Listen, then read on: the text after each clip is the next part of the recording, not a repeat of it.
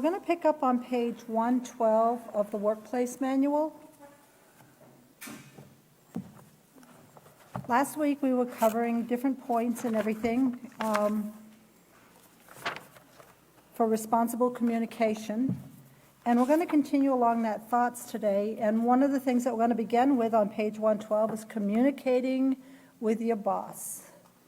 Now, for all of you that are bosses out there, you might feel that intimidation like when you get sent to the principal's office when you're in school and different things like that.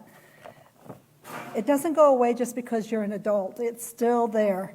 So we're going to go through some of these tips, and I hope they're going to be beneficial for each and every one of you. Communicating with your boss.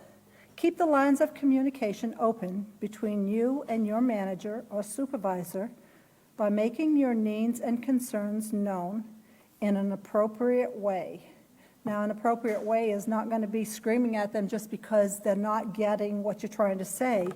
It's making a time, setting aside an appointment with your boss or something like that. You're doing something to make it in a decent order.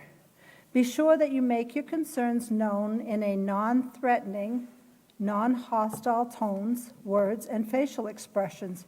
Now remember, we covered tones of our voice, and we covered the words that we use, and we also covered our facial expressions. And like I told you last week, that's my weakness. Follow the simple suggestions to follow these following simple suggestions to have a successful meeting with the authority that you're dealing with at the time. And if communication is done in a hostile, threatening way, a wall tends to go up. You can feel it the minute the conversation starts. Honesty. Remember honesty when you're going to these meetings. You want to be honest. Don't ask for it if you can't accept it. So if you go to your boss and you ask them, I don't get it. What am I doing wrong? Be prepared to hear what they have to say. If your boss asks you, well, what do you see wrong? And I'm sharing this as supervisors go, be prepared to accept what is said. I had an experience where I had a supervisor, and the supervisor says, I don't know why anybody doesn't take me serious. And I looked at her and I says, do you want the honest answer, or do you want me to tell you just whatever? She says, no, I want you to answer me honestly. So I did. I said, it's because you don't stand behind your word. And if you lay down a rule as a supervisor, you've got to stand by it, because all you're going to do is paint yourself as someone that doesn't stand by what she says. If you say you're going to lose your phone while you're on it at work instead of during non-work hours, or if you say this is the repercussions for something that's going on, you have to follow through with it. Well, this particular supervisor that I had didn't follow through after 2 weeks, but she couldn't understand why nobody believed her when she said certain things. So if you're asking for opinions or you're sharing thoughts or something like that within your workforce, make sure you're ready to handle what's said, because a lot of times we don't like to hear what the truth really is. Continuing on, are you presenting concerns about production in your work area?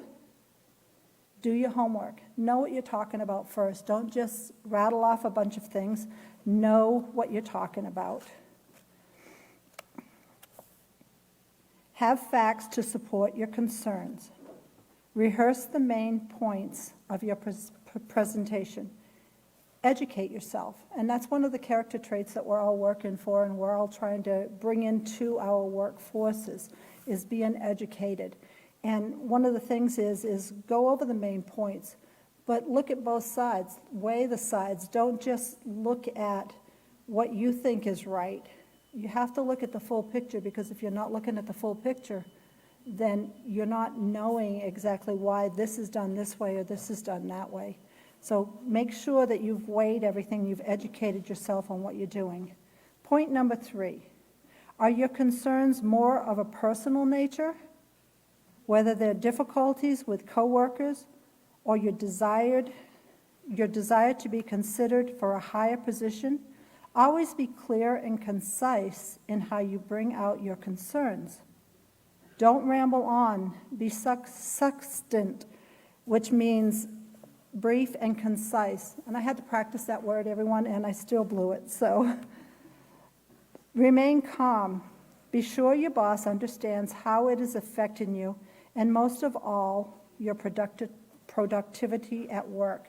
Now, if you have a hard time with your words, and you can share this with those that you're going to be teaching this to, if you're having a hard time with your words, encourage them to write them down. Encourage them to write a letter. Because I had the type of boss that whenever I'd start to say something to her, she'd interrupt because that was her way. So I would type an email. And remember, we talked last week about make sure you go back and read the email.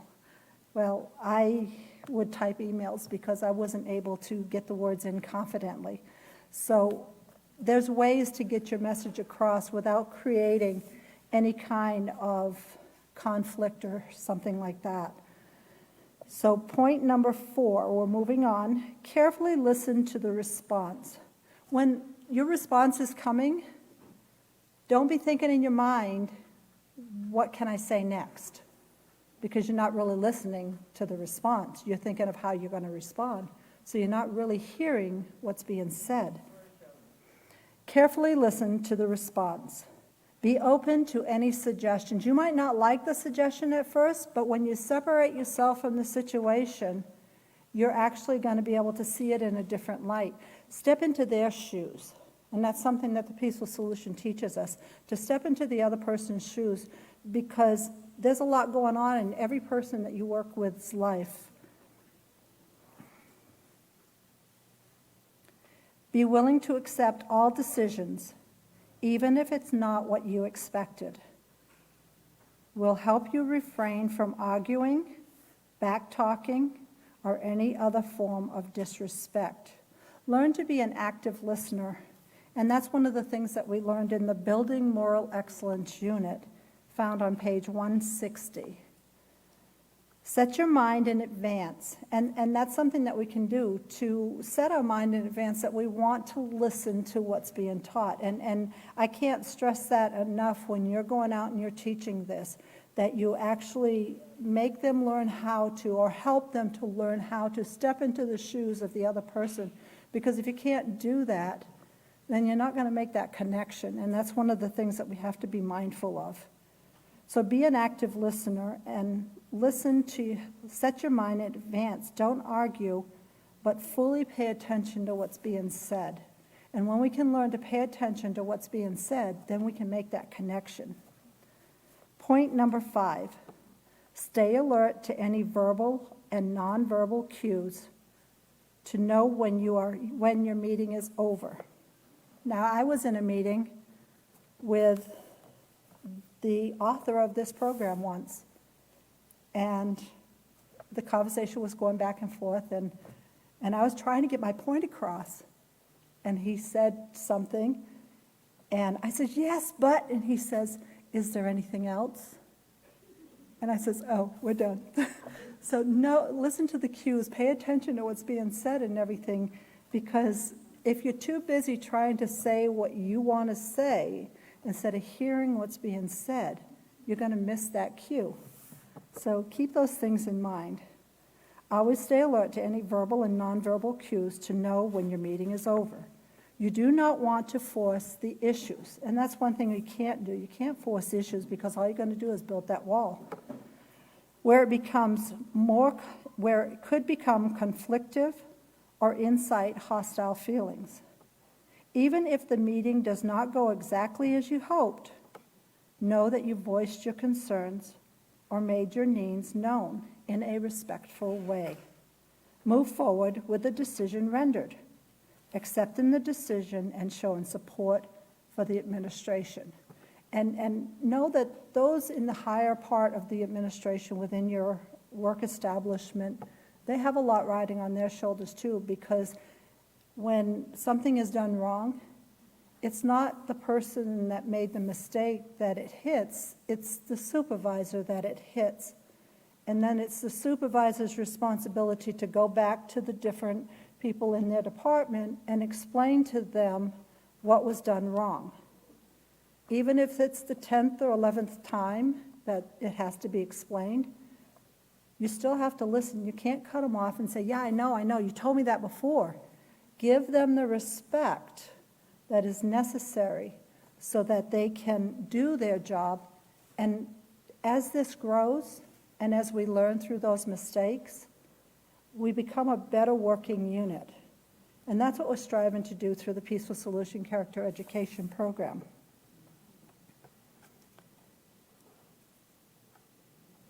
Let it go. Support the administration when decisions are made. There's a reason for it.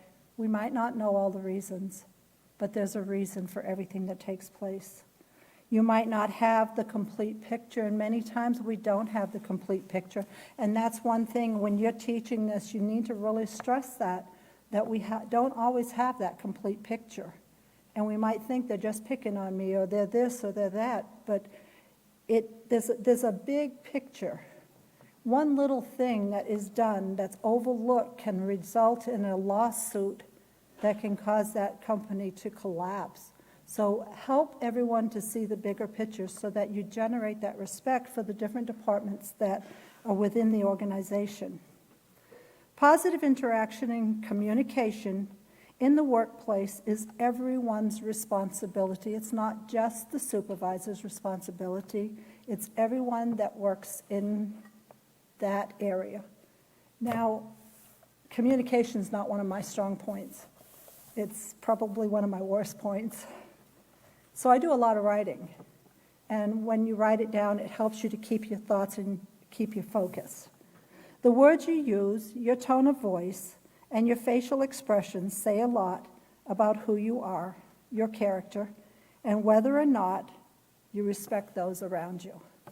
And we have to have respect for those around us, because if we don't have that respect, then you're not going to treat others as you want to be treated. And that's one of the things the Peaceful Solution teaches us. So let's go back to page 100, and let's look at procedure number 7. Page 100, procedure number 7. And it's a demonstration, and I can't encourage you enough when you're teaching this to your different areas within your work facility to really do the activities and the different examinations and the tests and the quizzes and everything that come out with the Peaceful Solution, because it really is what makes it solid within those that you're teaching's mind. But for time's sake, we're just going to discuss it. Role play, tone of voice, facial expressions, words and body language that are irresponsible in the workplace. Discuss the ramifications of this behavior in the workplace. Redo the role playing, demonstrating responsible, appropriate communication. How were the outcomes different? Which form of communication, responsible or irresponsible, is more effective? Now, I told everybody at work today I wasn't going to use anything, but we were having one of those really stressful days, and one person walked in and she said, well, I heard her, I think I heard her say hi, but I really didn't, because all I heard was, did you do this? Did you do that? And I says, wow, hi, it's nice to see you. And she's, of course, laughing because she came to class tonight and everything. But the thing is what we hear is what we want to hear. But what we need to hear is what's really taking place. And that's something that we want to keep in mind. And I can't stress enough that we have to always examine ourselves. And we need to express that to those that we work with as well. We have to examine ourselves, because if we're in a bad mood, something that somebody says to us can be taken in a total off-color way. And we don't know what they're going through, but whatever they're going through is affecting the conversation that you're trying to have with them. So we have to be responsible in our conversations, but we also have to be forgiving. Because if we can't be forgiving, then all of that tension builds up.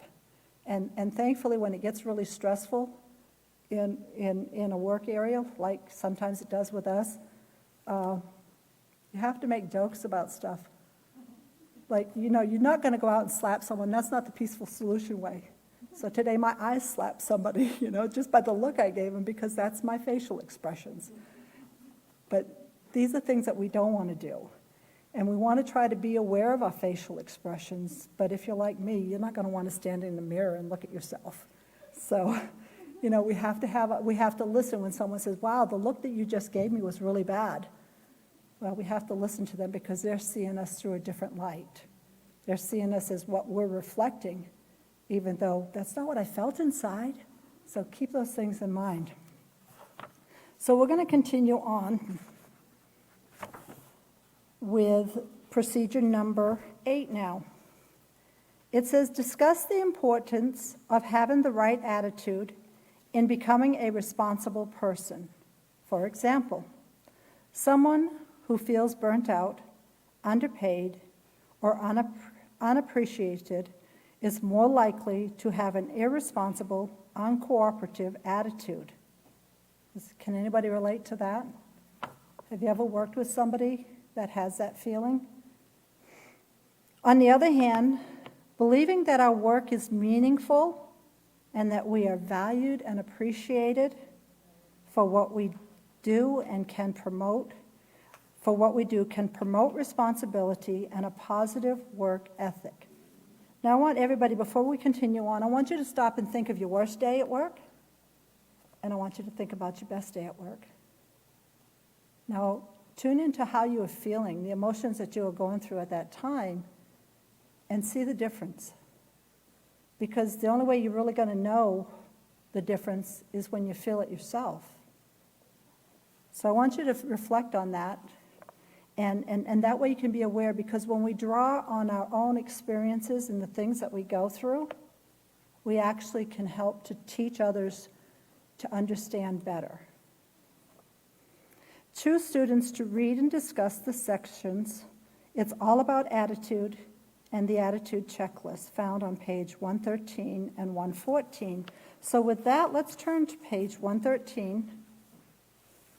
And the title of that page is, It's All About Attitude. How many know about attitude at the workplace? I do. And the thing is everybody's attitude is different. And everybody's attitude is going to affect somebody else within that workplace. Being responsible in your work environment also means having the right attitude. Well, what's the right attitude? That you're always right and everybody else is sometimes right? We have to have the right attitude so that we can open ourselves up for growth as well. You demonstrate responsibility to yourself as an individual with hopes and goals when you express an attitude that is optimistic, willing to serve, and open to improvement. I underlined attitude that is optimistic because if you go in with a negative attitude, that's what you're going to generate. But if you go in with a positive, upbeat attitude, that's what you're going to generate. We all go through stress, we all go through trials and tests, but it's how we create the environment around us with the things that we say and do that's going to make the difference within our workplace. You could be having the worst day of your life, but if you wear a smile on your face, nobody's going to be the wiser, except for those that are really, really close to you, because most of them can see right through you. What attitude did you display when you were being interviewed for the position that you now have? Did you show interest? Were you polite and courteous? Were you thankful for the opportunity to be considered for the position? And did you express hope that you would be hired? Did you maintain that bright attitude once you were hired? Now think about this, because in my previous job, you had everybody saying, oh, we're going to do this and we want to do this, and they're making all these promises. and in 1 week into it, they're a totally different person. Now, I'm sure everyone that has people under them have experienced that. So we want to keep these things in mind. Did you maintain the bright attitude once you were hired, or did you allow job dissatisfaction, conflicts, and disagreements to wear and tear on your overall attitude and disposition? You control, and this is what you really need to stress when you're talking about attitude to the classes that you'll be teaching. You control your attitude. Yes, people are going to affect it. That's a given. They will affect it. But what you do with that effect that they're causing is up to you. Because as the Peaceful Solution teaches, you control you. And you can just brush it off. You can make a joke. You can do something that's lighthearted. Another thing that you can do is just be honest with them. And there's times that you get so stressed out and your boss says, we need to talk. Well, the honest answer at that point, if you're really stressed out, is, can we talk later? But if you keep it inside, it's just going to keep building up. I reached a point where I had isolated myself at my other job because it just built up and it built up and it built up. And it was of no benefit. I just wanted to endure until I was able to retire.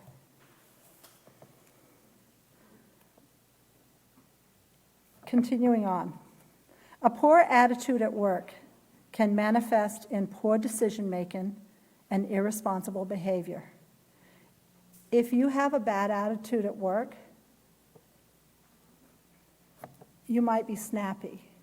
You might neglect to do something. And what if that neglect that you do or choose to do because of your attitude affects other people? Because remember the ripple effect.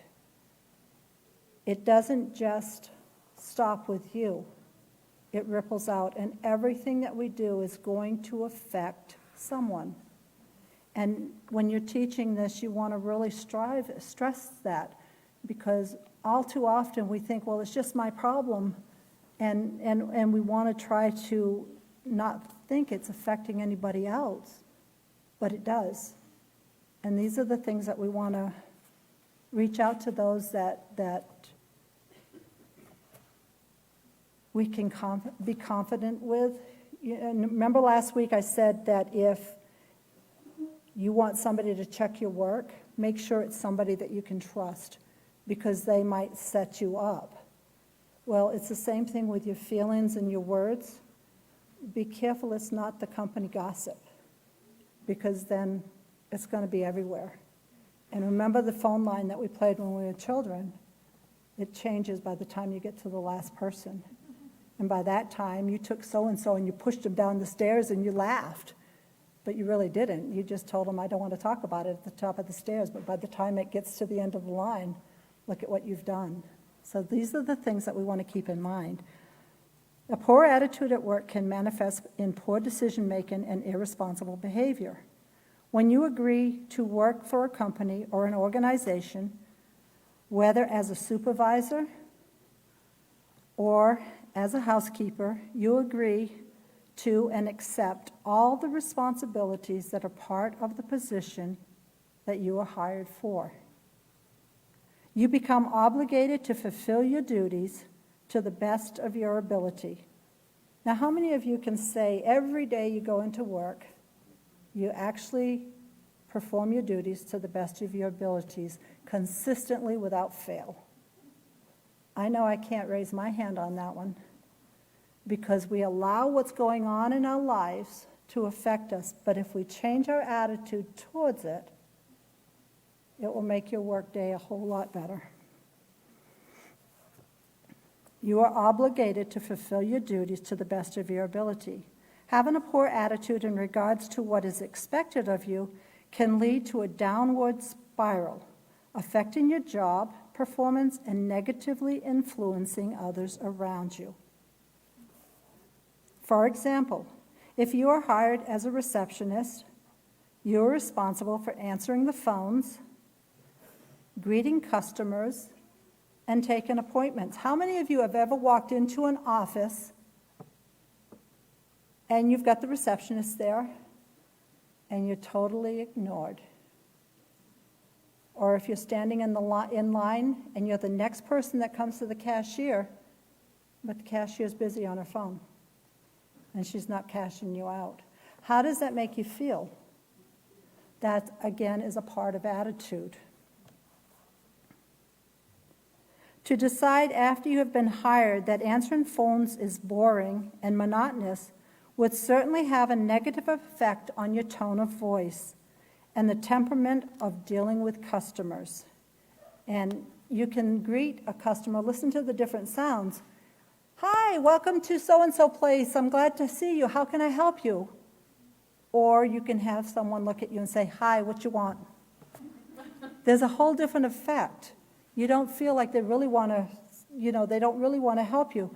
And this is what we have to get across as far as attitude goes. In like manner, complaining that your salary is not comparable to the difficulty or stress of your duties also demonstrates a poor attitude and will most likely cause you to make irresponsible choices. Think of it. If someone feels that he is overworked and underpaid, he will work to the best of his ability. Or would he be more likely to do his duties halfway? And as we're trying to create and have everyone realize what they're learning through these courses, we want to have them stop and think of the different things, because we've all been on both sides of the street. And avoid doing them altogether, always looking for a way out. And we've all probably experienced the person that tries to find a way out of doing their duties too. Well, duty still has to get done, so what does it do? It gets piled on to the others that are there, or it gets backlogged up. So we want to try to encourage everyone to look at their job as an opportunity to serve someone else and to help another person. Attitude really does have a lot to do with the choices we make in our work environment. When you are hired for a position, regardless of what the position might be, maintain a positive attitude. Conduct yourself with the mindset that shows how important your job is to you. If you have the mindset that your job needs you there, it will change how you see what you're going to go through that day. And that you take your responsibilities seriously.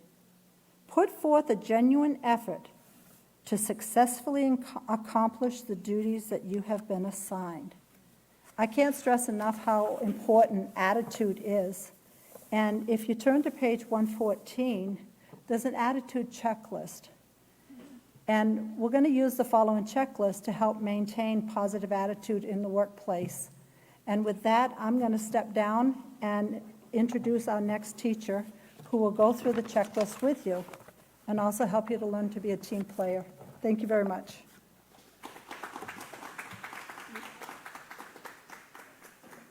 Great, thank you. We're going to pick up right where she left off on page 114 with our checklist. And at the top it says, use the following checklist to help you maintain a positive attitude in your workplace.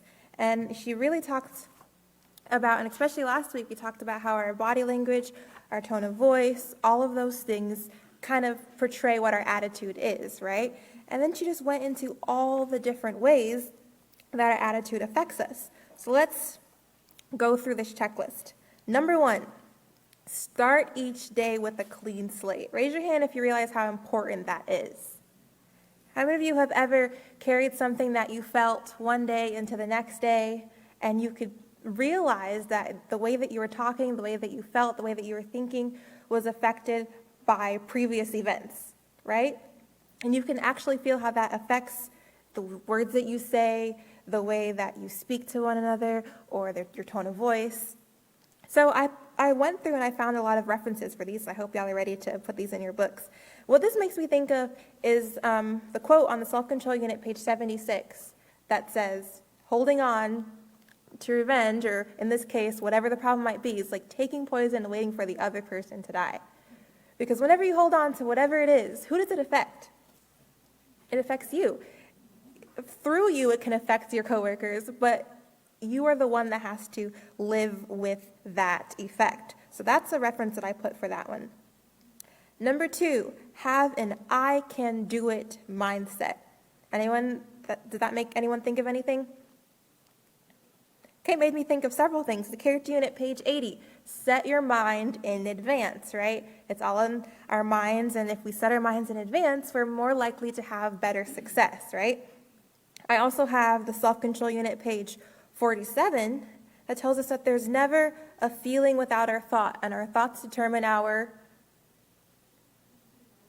feelings, and our feelings determine our actions. So if we start with an I can do it mindset, most likely our actions will follow through with that, right? Okay, number 3, don't make a mountain out of a molehill. Okay, that one's a really important one. Okay, and if you've ever been on the receiving end of that, you can leave the person quite confused, right? You set something down, and all of a sudden they yell at you, or they give you a dirty look, or you can feel the energy coming off of them, and you're like, I just said that there. What occurred, right? And you leave the other person completely confused at what's taking place. So, to help us with that, we have the self-control unit, page 45, which talks about keeping our emotions in perspective, right? Making sure that we see the perspective in a situation, not how we're feeling at the moment, but what the facts are and how we can better react to those facts. And we also have the self-control unit, page 62, which talks about jumping to conclusions. So we have both sides of the coin there. So if we see someone that's, maybe reacting a little strongly that we think doesn't warrant the situation, let's not jump to conclusion. Let's give them room to work on themselves. And if you are that person, try not to jump to the conclusions about the thing that you might be overreacting about, right? So both of those are important. All right, number 4, don't wear your heart on your sleeve. Can be found in the acceptance unit, page 47. And the last 2 sentences talk about how important it is that we keep our emotions in check, right? They lead to feelings and they lead to actions, but the most powerful thing is that we as human beings, we are able to stop and analyze each step of that process and choose what we want the outcome to be. If we're feeling something, okay, we can stop, we can analyze that, and we can choose if we want the outcome to follow those feelings that we're feeling, or if we want to stop and change them to get a better result. That's a really great quality that we have. Okay, number 5, be professional. And with that, I reference the responsibility unit, page 35, which is the quote. And it says that the quality of work says a lot about your character. And then also we know reputation, and we have the character unit, page 90, which tells us that when we're trustworthy, it makes us dependable, and when we're dependable, we receive rewards. All right, next one, keep your personal and professional goals in mind. Anyone know where we find goals? Anyone remember? Acceptance unit. Anyone remember a page? Okay. Acceptance unit, page 109, tells us that in order for us to, the whole chapter 6 is important on goals, but that page tells us that in order to define our purpose in life, we must have goals. And I don't know about you, but I think a workplace is a very purpose-oriented environment, right? If you walk in the day with no aim, you walk in with no goals or no purpose in mind, you will waste your whole day away. You might waste the time of your coworkers. You might waste the time of your company. You might be let go from your company. All of those, keeping those goals helps you not only keep yourself on track, but when anything else comes up, the first thing you refer back to, okay, this is my goal, this is my purpose, this is what I'm trying to achieve. And it diminishes how much you allow the surrounding circumstances to affect you, because your mind is thinking, okay, this is my goal. And that's that foresight that you keep yourself focused on. And then it helps you remember, okay, wait a second, my attitude's a little out of check, this is my goal. Okay, she responded to me that way, that's okay, this is my goal. That was the one I think is very important. This one is an interesting one. Accept that others can feel just as strongly about their beliefs or opinions as you do. Now, this one, some people can do this really, really easily and some people can't. Some people are very naturally compassionate people. They can easily put themselves in other people's shoes. And other people, if they haven't been through that situation in that exact way or they haven't felt that exact way, they're like, okay, what's your problem? But part of respect, in the respect unit, page 53, it tells us that positive relationships are what two things? Does anyone remember? They're respectful, and it starts with the C. The definition of respect to show care. Yeah, so respectful relationship and positive relationships, they are caring, which means that they're concerned about the feelings of others. Didn't mean concerned about your opinion or concerned about the way you think it should go or how you think it should be. They're concerned about the feelings of others.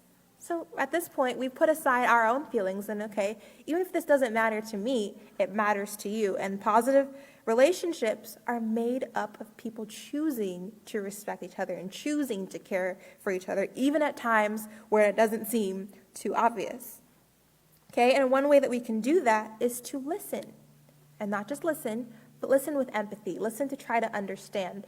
Listen not to judge, but to help them either see where they're coming from or what you can do to react to it in a way that you can benefit that relationship with your coworker, with your boss, whatever that relationship might be. And that is referenced in the acceptance unit, page 49. I'm not sure if I said that. That tells us to listen with empathy. Okay, next one is to agree to disagree as long as moral values are not jeopardized. And this, what does that remind you of? Starts with the C.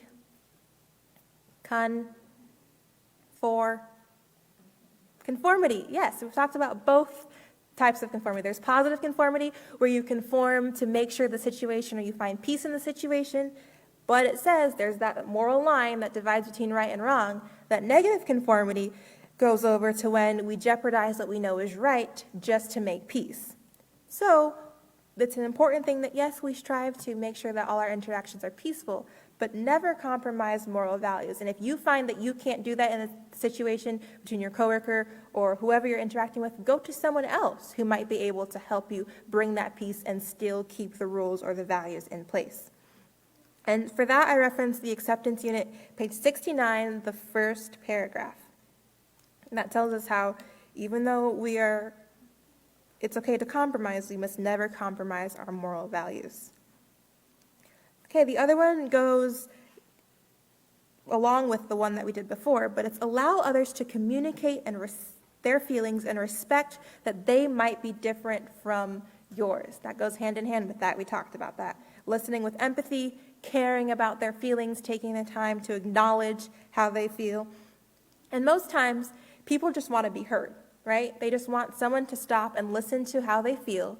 And that might be as much as you need to do. You might not even have to follow up with any extensive actions.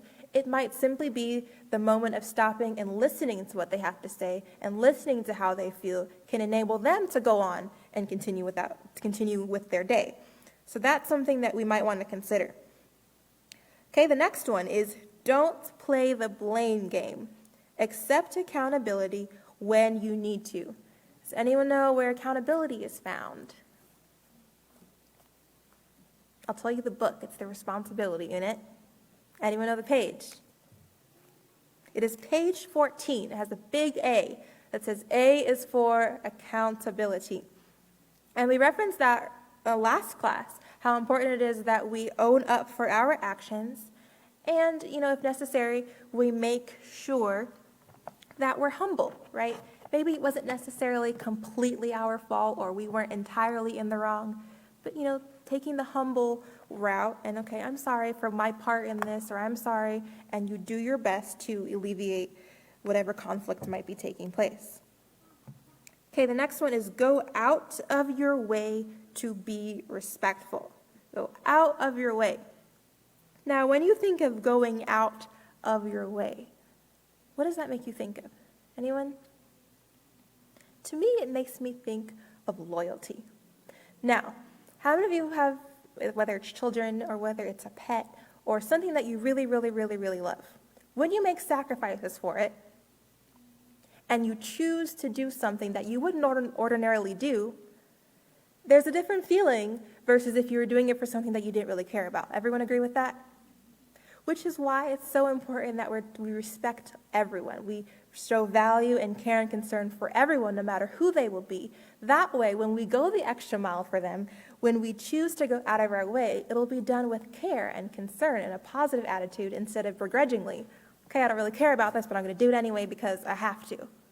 That's the difference between doing that and going out of your way with respect and care and concern. And for that, I also reference the acceptance unit, page 35. Okay, this next one, forgive quickly.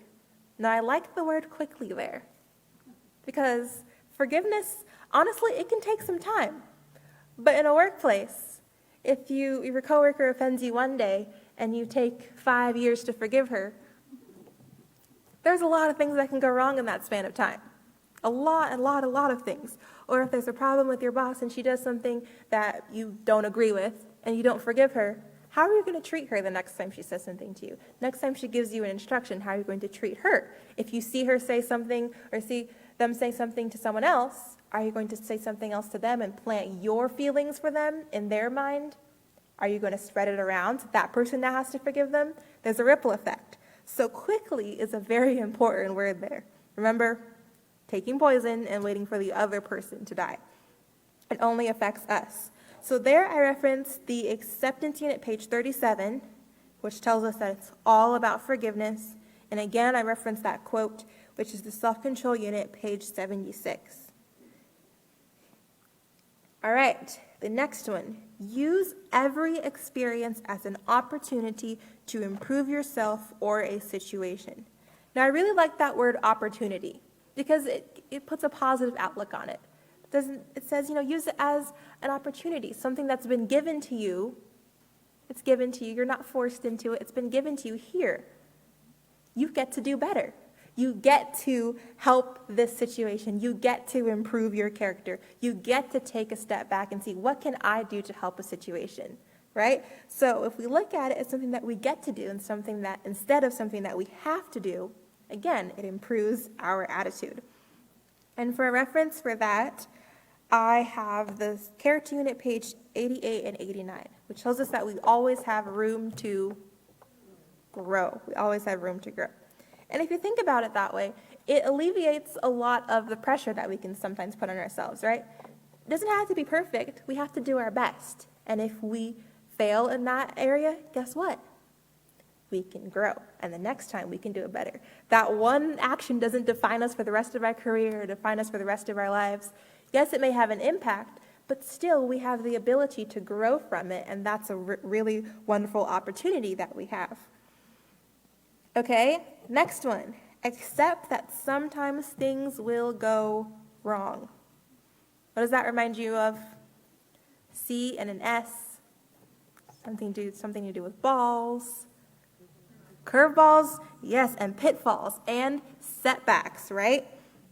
So we have the acceptance unit, page 123, which tells us that sometimes we have to accept that things are not going to go the way we want them to. I don't know about you, but I always like to fix things. So if there's something wrong, I need to fix it. I have to fix it. But we have to accept that, hey, sometimes things are just going to go wrong, and there's nothing that we can do to fix it.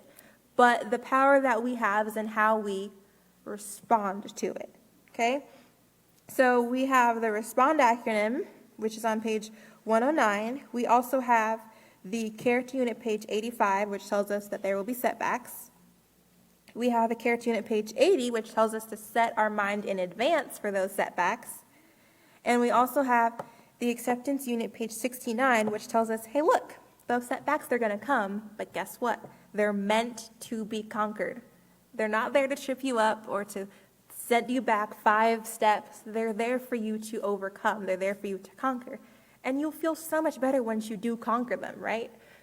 That doesn't have to mean that fixing the situation, but if you respond to it in a respectful way, if you respond to it in a way that's better than the way you responded to it before, if you can resolve the situation, that's how we conquer setbacks. The next one is really, really, really important. It says everyone has great character and personality traits, so focus on the positive rather than the negative. And for that, I reference the character unit, page 21, which tells us, accentuate the positive, not the negative. Now, let's stop and think about that. How many of you have ever been in an environment or dealt with a person who only saw the wrong things you did? Everyone has experienced that at some point in time, right? Did it make you want to do better? No, it kind of gave you the sense of failure, right? They're never going to see anything that I do great. Well, I guess I won't do anything great. And if you're not careful, it sets you on a path of, you set yourself up to fail. Like, okay, they're going to see me fail. Well, might as well live up to their expectations. But if we stop to realize that everyone, no matter who they are, what they've done, what situations they've been in, where they grew up, doesn't matter. Everyone has great traits. And going back to that empathy and those listening skills, if you can stop to listen, you can sometimes understand why people are the way they are. And once you do that, you can extend that empathy and understand, okay, this is something that I don't necessarily like, but I understand. And I will respect the fact that give you room to grow, and I see the things that you contribute and the things that you can do well. And that goes along with the next one. Always accentuate your positive character and personality traits. So we do it for other people, but we also have to do it for ourselves. Because that same person we talked about, we can be that person for ourselves. And if we're not careful, we will lead ourselves down that same path of failure if we don't stop and see the positive character. And I know a lot of times, sometimes people don't like to give themselves credit for things, but instead of thinking about giving yourself credit, give credit to all the people around you who helped you learn how to do those things, right? If you need to, this coworker taught me how important it is to be organized. I really appreciate that she taught me that. I see that positive quality within myself. This coworker told me how to word things in a way that doesn't sound so rude. She told me how to be tactful, different things like that. If you could recognize them in the people around you, not only will you respect those qualities within them, but you can appreciate them within yourself as well. And the last one is to be a willing servant, quick to step up when help is needed. And that we can find in the responsibility unit, page 35, which talks about our positive work ethic. And I love that word ethic because it makes me think of morals, right? So when it comes down to the things that we do, if it's right or if it's wrong is the bottom line. When you're doing whatever it is that you're doing, whether you're helping someone else, are you doing it for the right reasons? Are you doing it with the right attitude? Are you doing it to help someone else or the environment or those around you? It always goes back to those moral values and being willing. Not just doing, okay, this is the right thing to do, so let me go do it.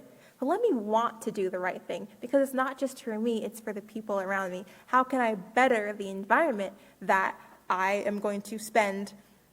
It depends on how many hours you work, 9, 10, 11, 12, 13, 14 hours a day. Basically your second home. Your coworkers are people that you spend a quite amount of time with. How do you want that environment to be? What part can you play in improving that environment? Okay, so that concludes our tips. So let's go ahead and turn back to page 100, which is the lesson plan. And we are going to read procedure 9. It says, emphasize the importance of working as a team within the workplace by using the positive character traits learned within the Peaceful Solution Character Education Program. To summarize, read from the section, Be a Team Player, found on page 115. All right, so be a team player. It says, don't forget, it is up to each individual to take on the positive character trait of responsibility in the workplace. And that reminds me of integrity, right? It's up to each person to internalize that and improve the integrity of the workplace, improve the quality and the standard of the workplace. Not only does this include our everyday responsibilities, routines, and interactions, but it also includes being responsible when we make mistakes.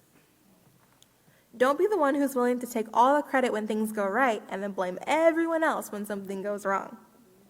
As a team player, it is important to work through the tough times as well as the great ones.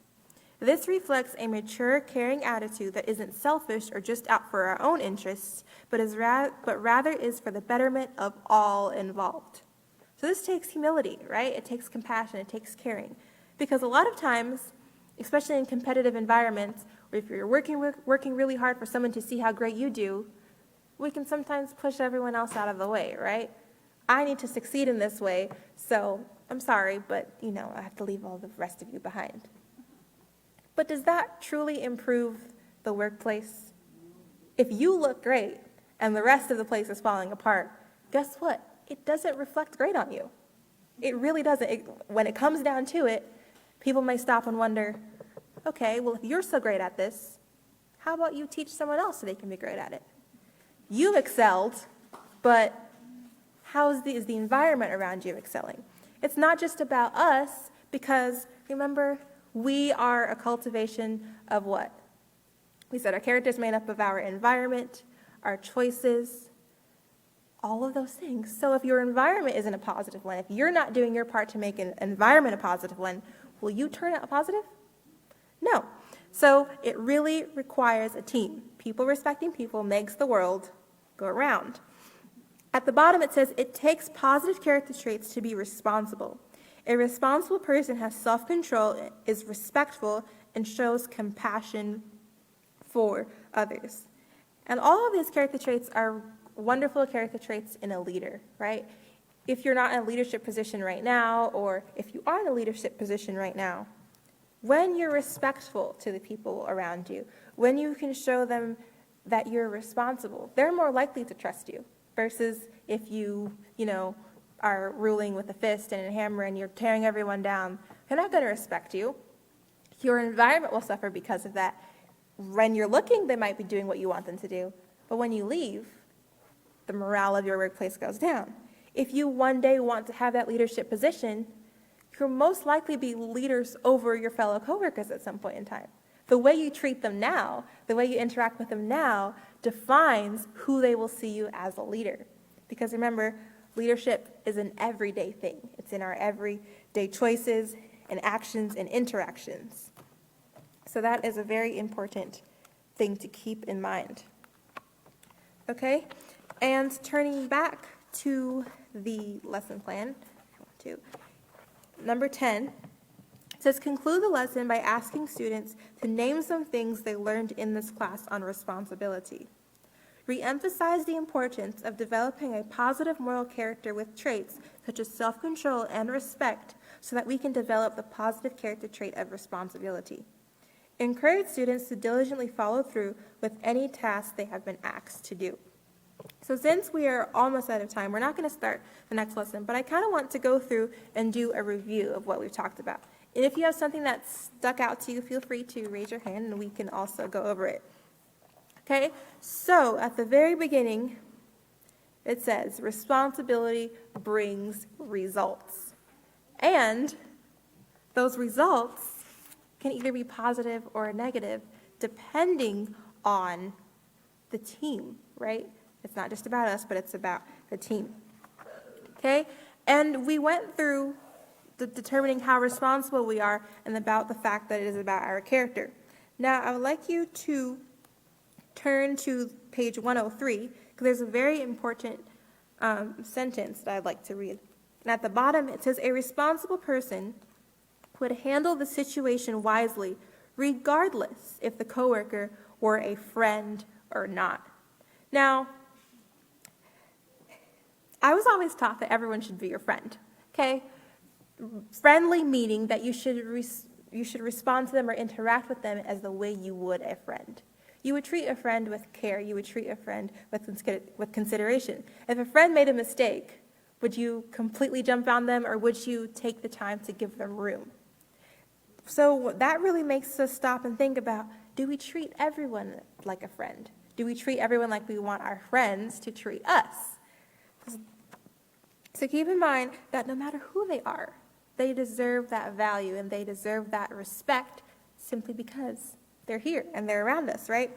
And we treat them with that same care and concern that we would everyone else. Okay, page 105, we have the quote, at the bottom that says, a responsible person can be trusted to do as he's been asked to do. And if you don't know what you've been asked to do, what's something really, really, really great to do? Ask. And a lot of times we think that makes us, less responsible, or makes it seem like we don't know what we're doing. But actually taking the time, even if you know exactly what you're supposed to do, double check. Okay, you wanted me to do this, and that. Did I get that right? Not only does it show humility, it shows that you care about what you're doing. It shows that you want to get it right.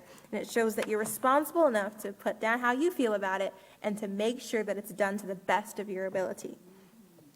Okay, then we have our tips for communicating effectively. We have using our words effectively, making sure that we take the time to think about the things we say before we speak. Our tone of voice. Remember, I scared you all when I started class, and I didn't start off class very excited. Then we have our facial expressions. Remember that our face says things too. So even if we're not saying anything with our words, your face is.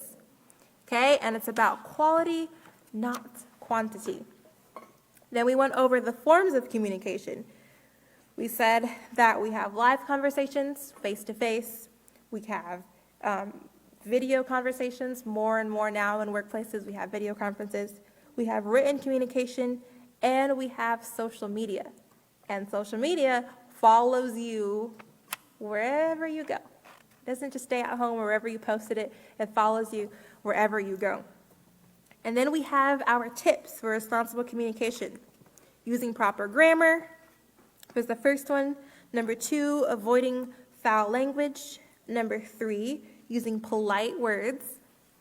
This is on page 110, by the way. And number 4 is avoid sounding unprofessional or controversial. Again, taking the time to pay attention who you're talking to. What can you do to better communicate with them? Number 5, make sure you have properly conveyed what you really intended to say. We can't expect people to do the things that we ask them to do or to follow through if we don't make sure that we said it clearly and they understood. Number 6, double check. Take the time to read what you wrote before sending it. Number 7, read your final draft aloud. I don't know about you have ever texted something and you read it perfectly in your mind, or wrote something and you go back and you see 2 words and you're like, that was not there the first time. Read it out loud. Number 8, always ask someone else. Asking for help is not a bad thing. Number 9, take time to come back to it. Place it in a draft file and come back later. Be careful when you're communicating electronically. Number 11, use emojis to help you communicate the way that you feel. Then we went over how to communicate with authority. Make sure that we're clear and respectful. And then we went to our attitude. And that if we take the time to care about the people around us, and we take the time to care about their feelings and their needs and the way that we speak to them, it can avoid a lot of problems. Okay, so that concludes chapter 6, and next class we will pick up on chapter 7. And that concludes our class, so can we please stand for closing prayer?